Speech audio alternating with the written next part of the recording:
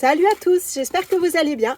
On se retrouve aujourd'hui dans la serre pour les premiers semis de l'année 2025, à savoir les salades. Je dois quand même vous dire que je triche un peu parce qu'en réalité j'ai déjà commencé il y a quelques jours.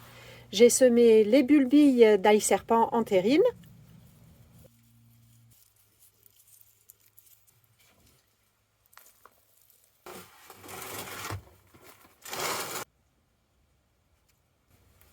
Un pot de coriandre et un de persil.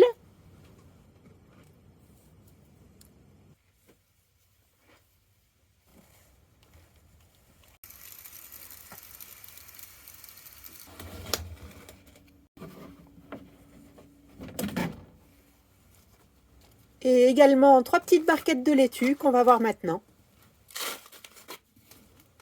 J'ai commencé par remplir les terrines avec le substrat qui me restait de cet automne, un mélange de terre de jardin et d'un peu de compost.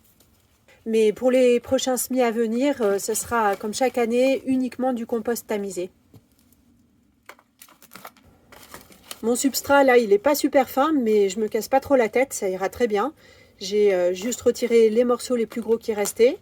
Et ensuite, je le réhydrate abondamment à l'arrosoir et je le laisse ressuyer avant de passer au semis des graines.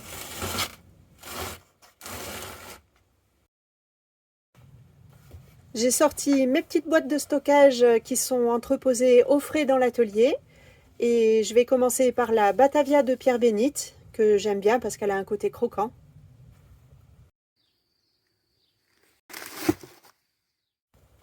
J'ai gardé le sachet d'origine vide pour mémoire, mais ça fait plusieurs années que j'utilise les semences maison que j'avais récupérées sur différents porte-graines. Là, je vais utiliser les plus vieilles, celles de 2018, qu'on voit en vrac dans la boîte. Toutes les graines de Batavia n'ont pas forcément la même couleur, ça dépend des variétés. Celles-ci, vous voyez qu'elles sont plutôt blanches. Et les petites bourres qu'on voit qui sont mélangées avec, ce sont les résidus des aigrettes. Vous savez, c'est les petits filaments blancs qu'on retrouve après la floraison sur les fleurs de pissenlit, par exemple, et qui s'envolent quand on souffle dessus. Bref, ces petits plumeaux, je ne m'embête pas à les retirer complètement quand je récolte les semences. Et ensuite, je les sème avec les graines, c'est pas gênant. Alors, comme ces semences sont un peu vieilles, je ne suis pas très sûre de leur capacité germinative. C'est pour ça que je charge un peu la dose. Et si je vois qu'elles ne sortent pas, je referai un semis avec celle de 2019. Pour la deuxième variété, c'est la laitue Merveille des 4 saisons que j'aime beaucoup aussi. Elle fait de jolies pommes plus ou moins colorées en rouge. Et là, contrairement à la précédente, ses feuilles ont une texture plutôt grasse et douce en bouche. L'an dernier, j'avais racheté des semences neuves que j'ai finalement pas utilisées. Mais là, je vais également prendre les vieilles graines maison de 2019. Et puis pareil, si jamais elles ne sortent pas, le plan B, ça sera d'ouvrir le sachet du commerce. Vous voyez que celles-ci sont d'une couleur bien plus foncée que la pierre bénite, plutôt dans des tons gris-marron. Du coup, l'inconvénient, c'est que c'est assez compliqué de les visualiser sur le substrat de semis dans les barquettes. Et on risque d'avoir la main un peu lourde.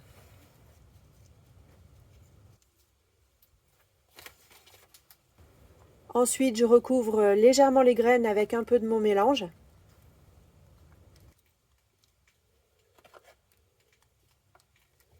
Là, je trouve que j'en ai mis peut-être un peu trop.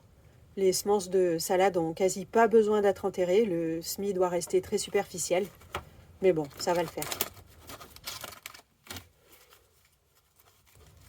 Ensuite, je tasse un peu et puis je finis par un petit coup de pulvérisateur.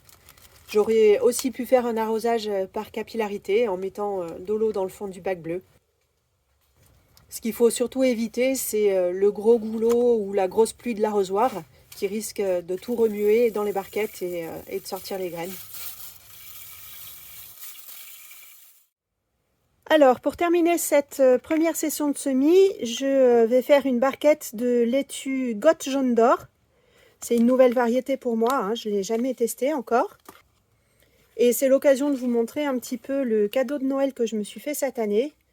Je me suis fait plaisir, là j'ai fait une belle commande chez La Bonne Graine. Alors c'est pas du tout pour leur faire de la pub, hein. J'ai pas de code promo ni rien à vous proposer. C'est simplement, j'avais jamais acheté chez ce semencier et j'avais envie d'essayer. Alors il y a un petit peu de tout, des oignons, des poivrons. Qu'est-ce que j'ai pris aussi? Des carottes, des pois. Enfin voilà, on verra tout ça au fil de la saison. En fait, à force de récupérer mes semences, j'ai un petit peu de dégénérescence. Donc j'avais besoin de renouveler un petit peu la génétique. Mais j'ai quand même fait attention à la commande de ne pas prendre d'hybride F1 pour pouvoir récupérer les graines et pas avoir à en racheter pendant plusieurs saisons. Alors normalement c'est une salade qui est tout à fait adaptée à la période. Vous voyez, variété idéale pour les premiers semis sous abri, semis de janvier à avril. Donc on va voir ce que ça donne. Je vais pas mettre tout ça, hein. Là j'en ai sorti un peu trop.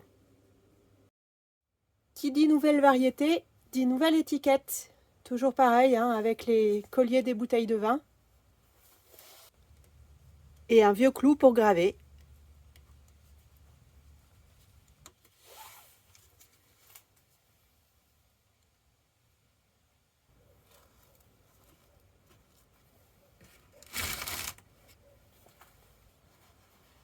Là, j'enlève la grosse coquille de noix. Et allez, il y a une vingtaine de graines là à peu près.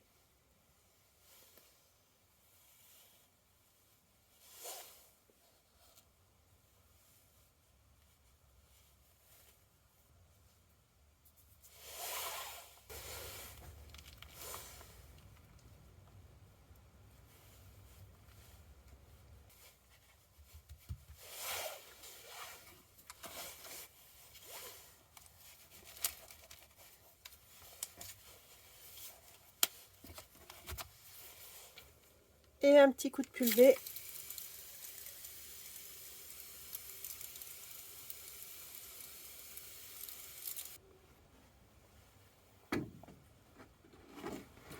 Voilà, maintenant je vais attendre que ça lève tranquillement et ensuite, dès que les semis auront sorti 2 beaux cotylédons, je les repiquerai en godets individuels. Ils patienteront comme ça quelques semaines à l'abri dans la serre. Ça me permet de les protéger un minimum du froid et surtout de les laisser se développer sans se faire croquer par les limaces.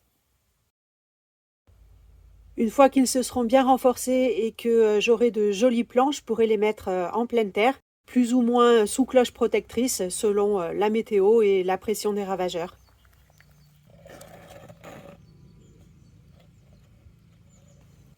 En attendant, je vous souhaite de bons semis chez vous si vous avez également commencé et je vous dis à bientôt pour la suite. Bye!